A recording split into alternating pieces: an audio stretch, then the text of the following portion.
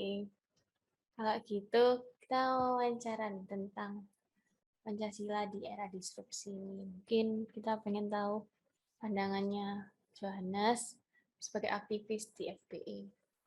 Oh, iya. Oke. Pandanganku terhadap Pancasila sih, menurutku Pancasila itu nggak termakan waktu ya.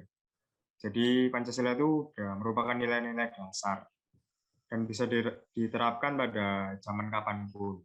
Contoh, ketika Indonesia lagi krisis toleransi, kita bisa lihat pasal 1, Ketuhanan Yang Maha Esa.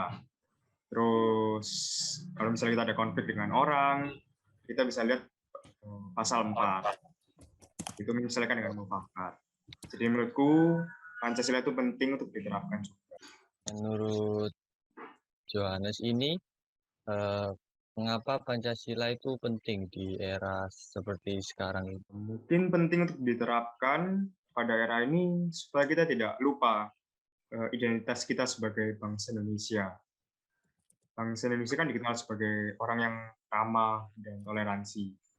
Dan menurutku itu semua ada di Pancasila.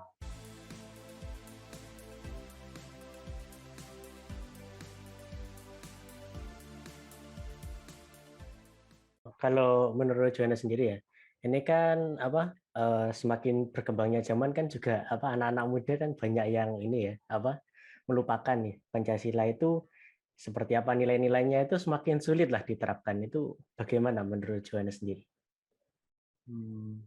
Mungkin diterapkannya bisa gak usah muluk-muluk ya, bisa melalui hal-hal kecil. Contohnya itu tadi, kalau misalnya teman ada yang nyepi, kita bisa menerapkan pasal 1 ya. Kalau orangnya lagi nyepi ya kita menghormati, nggak bikin keramaian gitu. Jadi mungkin dimulai dari hal-hal yang paling kecil dulu, nanti bisa berlanjut dengan hal-hal besar.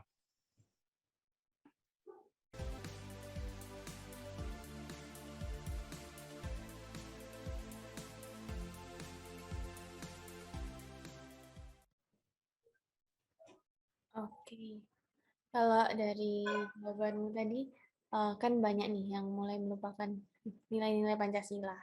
Nah, menurutmu apa solusi? Mungkin kamu bisa ngasih pesan-pesan nih buat kita semua. Gimana caranya kita tuh bisa tetap ingat sama nilai-nilai Pancasila?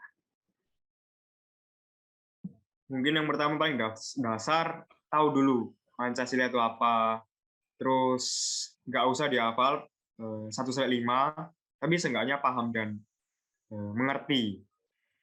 Nah, terus nilai-nilai itu bisa kita pakai sehari-hari dengan ya pedomannya itu. Oke, berarti nilai-nilai kalau bisa disimpulkan nilai-nilai Pancasila itu bisa jadi pedoman buat kita semuanya. Oke, kalau gitu thank you nih buat Johannes yang udah bersedia meluangkan waktu buat wawancara bareng kita. Kita mau ucapin thank you ya. Ya, thank you Thank juga. you, Johannes. Thank you, Ko. Thank you. Dari wawancara yang baru saja kita lakukan ya kita dapat mengambil beberapa kesimpulan bahwa sebenarnya Pancasila itu merupakan jati diri dari bangsa Indonesia. Pancasila itu dapat dijadikan sebagai pedoman dari bangsa Indonesia itu sendiri. Contohnya untuk penerapannya ya untuk anak muda ya ketika ada orang yang nyepi kita lihat di pasal 1 Ketuhanan Yang Maha Esa ya kita harus toleransi tidak bikin keributan untuk menghormati orang yang nyepi tersebut. Jadi sebenarnya untuk menerapkan Pancasila itu sendiri tidak harus langsung sesuatu yang heboh. Jadi kita bisa memulai dari hal yang kecil yaitu menghormati orang, waktu nyepi, tidak membuat keributan. Jadi sebenarnya penerapan Pancasila itu sangat mudah dan tidak ada alasan sebenarnya untuk kaum muda tidak menerapkan Pancasila itu sendiri. Terima kasih.